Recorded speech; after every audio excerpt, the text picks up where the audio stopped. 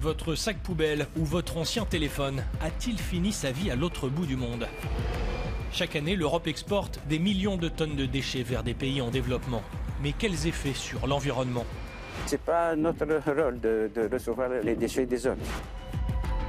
Dans ce commerce très lucratif, on estime qu'un tiers des transferts est illicite. Des organisations criminelles gagnent des milliards. It's essential not only to stop a container, but to identify the network behind. L'Union européenne a donc décidé de limiter les exportations de déchets et de favoriser leur recyclage sur le vieux continent. Mais est-ce si facile? C'est ce qu'on va voir.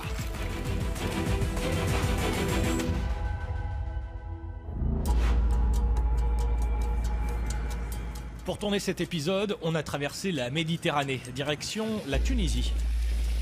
Ici, on se souvient bien de l'affaire dite des déchets italiens. Un cas édifiant de trafic illicite de déchets ménagers. Les faits remontent à 2020. Près de 300 conteneurs remplis de déchets arrivaient dans le port de Sousse. La société civile a joué un rôle crucial pour obtenir le renvoi d'une grande partie des déchets en Italie et plusieurs condamnations sur les deux rives de la Méditerranée. Nous avons rendez-vous dans cette association de promotion du recyclage à Tunis. Elle a été créée par Oussem, l'un des lanceurs d'alerte du réseau Tunisie Verte, qui a lutté jusqu'au renvoi des déchets vers l'Europe. C'est une soirée sacrée, une petite victoire pour la Tunisie, pour l'Afrique et pour toute bonne conscience écologique. Et c'était aussi pour donner un message aux autres pays de la rive sud que c'est réalisable. C'est un réseau de ce qu'on appelle l'éco-mafia, qui impliquait aussi donc des sociétés, qui impliquait aussi donc des politiciens. Moi, je pense que c'est l'arbre qui cache la forêt, quoi. Dans cette affaire, des zones d'ombre subsistent, et le trafic aussi. Il y a quelques mois, les douanes italiennes ont encore saisi 82 tonnes de déchets en partance pour la Tunisie. Cela fait des années que cet ancien député sonne l'alerte depuis l'Italie. La convention de Bâle exige tels déchets peuvent être importés, d'autres non, mais quand même en Tunisie, il y a des rapports et disent que tel port, comme le port du désert, il est devenu un hub où ils peuvent importer du déchet et aussi l'exporter vers d'autres continents et vers d'autres pays de l'Afrique. La gestion des déchets, c'est une question épineuse en Tunisie. Le pays a lancé un grand plan de modernisation. Mais dans les faits, ils sont souvent enfouis, sans tri, dans d'immenses décharges. Certaines contrôlées, d'autres anarchiques, comme celle-ci dans la banlieue sud de la capitale. Là, on voit bien maintenant l'eau qui stagne et puis il devient pollué. Et ça infecte un peu la nappe phréatique. Le problème ici, c'est une zone humide, donc c'est une zone où on ne doit pas mettre des gravats parce que ça empêche la circulation de l'eau et surtout tout ce qui est déchets ménagers parce qu'ils dégagent ce qu'on appelle l'XVA. C'est un peu dangereux même. Un nouveau règlement européen vient d'entrer en application.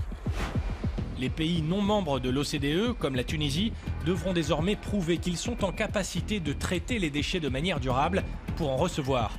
L'export de déchets plastiques hors de l'UE sera interdit.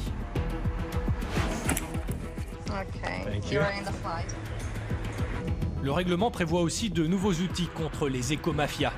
On est de retour en Europe pour en savoir plus.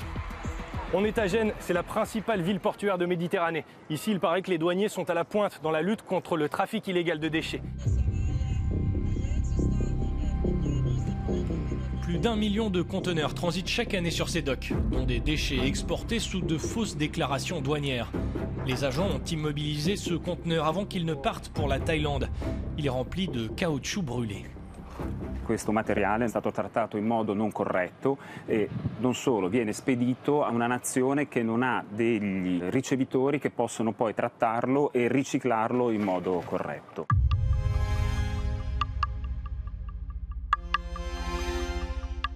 Noi come Europa produciamo molto scarto, questo scarto potrebbe essere riutilizzato, riqualificato, le aziende vengono pagate per farlo, ma poi in realtà non lo fanno e le organizzazioni criminali cercano di guadagnare su questo surplus e incassare i soldi che invece vengono investiti per riciclare correttamente questi materiali. Les douaniers italiens participent au nouveau système d'alerte rapide européen qui est activé en cas de cargaison suspecte. Elles peuvent être scannées puis inspectées.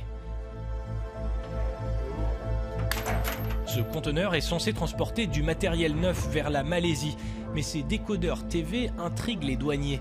Ce sont en fait des déchets électroniques. I prodotti vengono spaccati, si estrae la scheda elettronica che viene bruciata per recuperare i metalli preziosi. And the rest might be buried. Or illegal landfill here and there. An high impact on the environment in Malaysia for sure, just to collect few grams of precious material inside. L'Union européenne a aussi renforcé la législation sur les crimes environnementaux, avec des sanctions plus sévères et une liste élargie d'infractions. Olaf, l'Office européen de lutte antifraude, joue un rôle clé pour coordonner les enquêtes. In particular, for environmental cases, it's essential to put together not only customs authorities that are our natural counterparts, but also environmental authorities.